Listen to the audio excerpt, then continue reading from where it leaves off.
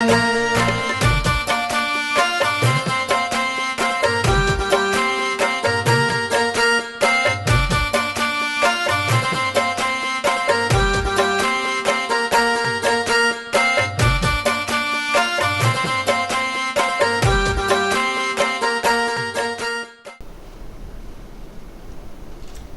alaikum and welcome. You are watching Real English News along with your host Sharif Akram Yamani.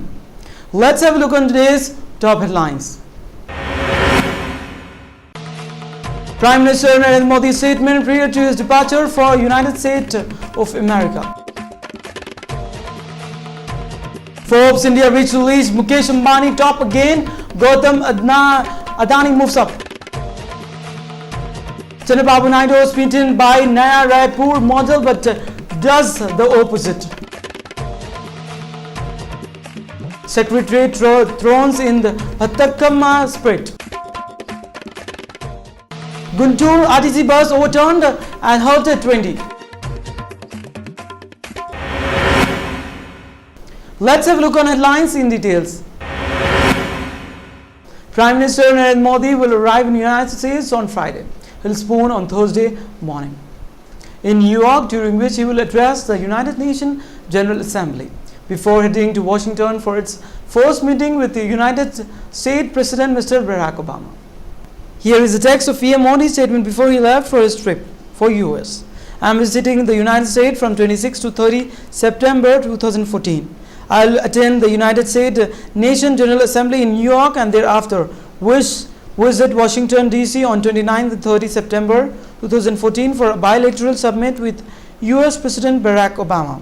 Since its participation as a founding members of the United States and Nations in 1945, India has shown unwavering commitment to multilateral process to advance peace and security and promote broad-based inclusive economic development in the world. India's contribution to UN peacekeeping operation over decades is strongly testimony of our efforts to contribute to the achievement of the objectives of the UN Charter.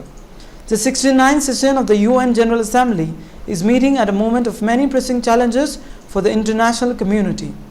A fragile global economy, turbulence and passages and tensions in many parts of the world, growth and spread of terrorism, the Ebola health crisis in Africa, the climate change and the endemic global challenges of poverty. I will call for a stronger global commitment and more concerned multilateral action in meeting these challenges. I will urge the eager adoption of the post-2050 development agenda with a focus on growth, development and elimination of poverty. As we head towards the 17th session of the UNGA in 2015, I will also stress the urgency of early reforms in the United Nations to ensure that it remains relevant and effective in dealing with the challenges of 21st century. Reliance Industries, Mr. Chairman Mukesh Ambani has topped the Forbes magazine's list of the top 100 richest tycoons in India for the 8th consecutive year with a new worth of $23.6 billion, up to $2.6 billion from the last year. For the first time, the top 100 richest tycoons in India are all billionaires, according to the latest Forbes Rich list. The combined net worth of India's 100 wealthiest is about $346 billion, up to more than a third of from $259 billion in the 2013.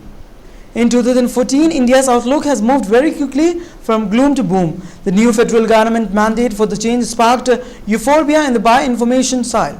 Was seen as the minimum amount required to make the list was $1 billion, up from $635 million in 2013.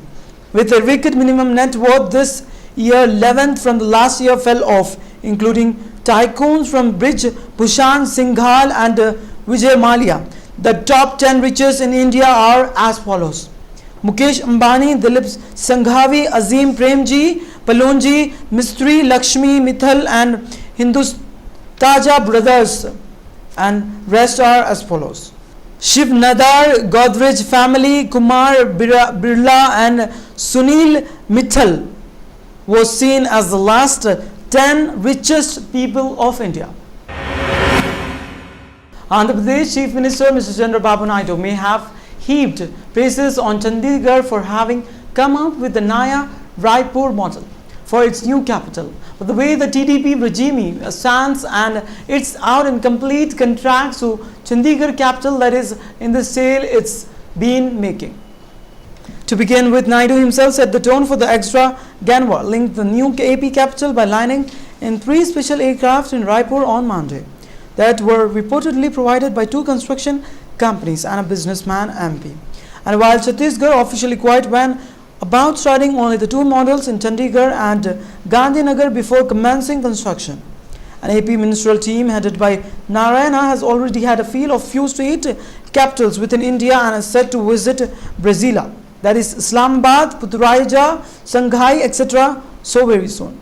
That is not at all to take location. For instance, the Chhattisgarh model is that the capital should be located in the place where maximum government land is available, where the land is unsuitable for agriculture, mining, quarrying, and where there are the least number of existing human settlements.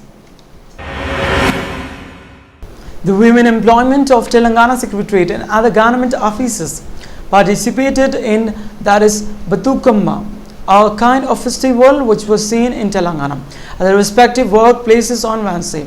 The state government had conflicted the working hours of women of 2 4-man season till the government and Dasara. They symbolically performed the first day rituals in the offices in the afternoon, dressed in the colorful best. The women formed circles and went round the floral arrangement to the background music and song that were played by the huge sound boxes. A festival atmosphere prevailed at Secretariat as a large crowd gathering at the parking lot in front of the D block that housed most of Telangana offices. Workstations in the block were deserted locks, and not only the women but also male employees left early. Chief Minister K. Chandrasekhar Rao left Secretariat before the noise filled the air. The celebration was organized by the Women Employees Association under the presidentship of Jopuka Subhadara. Telangana Gazetted and Non-Gazetted Officers Union President V. Srinivas Gaur and G. Devi Prasad Rao respectively were present. Nilgunda staff reporters at that is traditional fervor and JT Marg and celebration of Bathukamma in Bhongur on Wednesday. Bathukamma was also celebrated in another part of Nizamabad, Telangana, that is, and Telangana Jagruti founder Kalvakuntal Kavita launched the 9-day Bangaru Bathukamma celebration.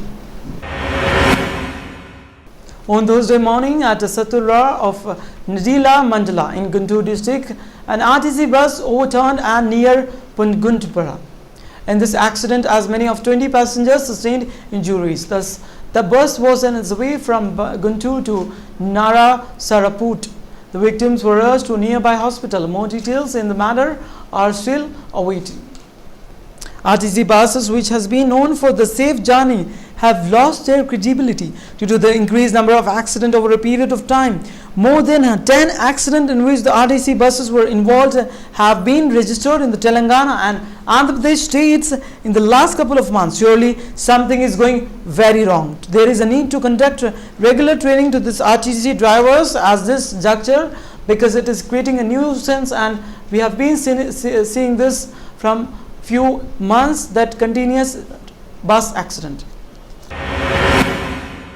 Let's have a look on today's sports news. Indian I win over Malaysia to seal semi-final berth. 1-2 defeat at the hands of China. Indian women hockey team will be eyeing an outright win against Malaysia in the final pool, a match to seal a semi-final berth of 17th Asian Games in Incheon.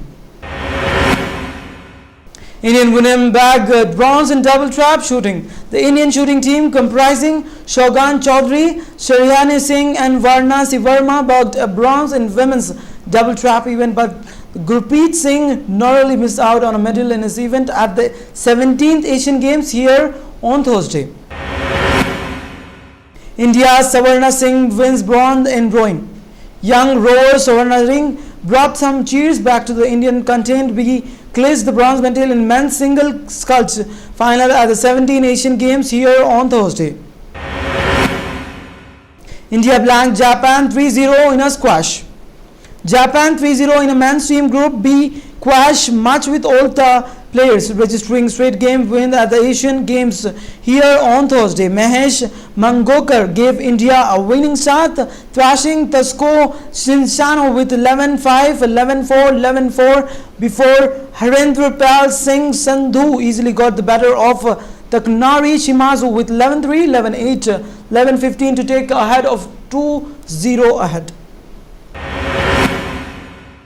Barcelona led and held to goalless draw by Malaga. Barcelona dropped their first points of La Liga seasons as they were held to an uneventful 0-0 draw away the Malaga. Sevilla moved to level with the Catalans on 13 points at the top of the table with a 1-0 win over Real Sociedad thanks to on loan Barca winger Gerard Deulofeu winner, while Athletic Madrid are now just 2 points behind the leaders as they too won 1-0 away Almeria. Let's have a look on today's stock market. Sensex for today stand with 26,468.36 with minus 1.03%, whereas Nifty for today stand with 7,911.85 with minus 1.13%. Let's have a look on today's gold and silver rates as per Malabar Golds. According to Malabar Gold, today's gold rates, that is 25th of September, Thursday, are as follows.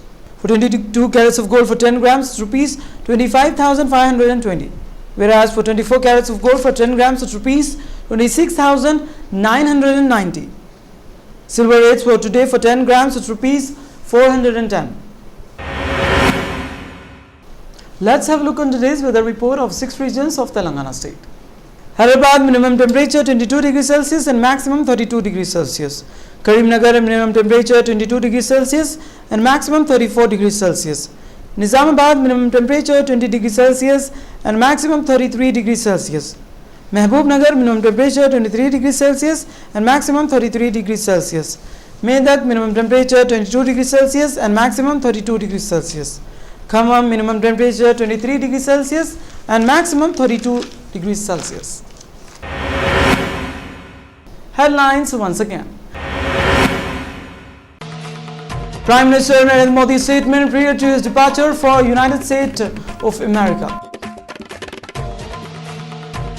Forbes India Rich release, Mukesh Ambani top again, Gautam Adani moves up. Chandrababu Naidu was beaten by Naya Raipur model but does the opposite. Secretary thrones in the Patakama spirit. Guntur RTC bus overturned and halted 20. That's all in the newscast for today. Keep watching Real English News. This is your host Ikram Yamani. Sign off for today. Till then, take care. Allah Hafiz.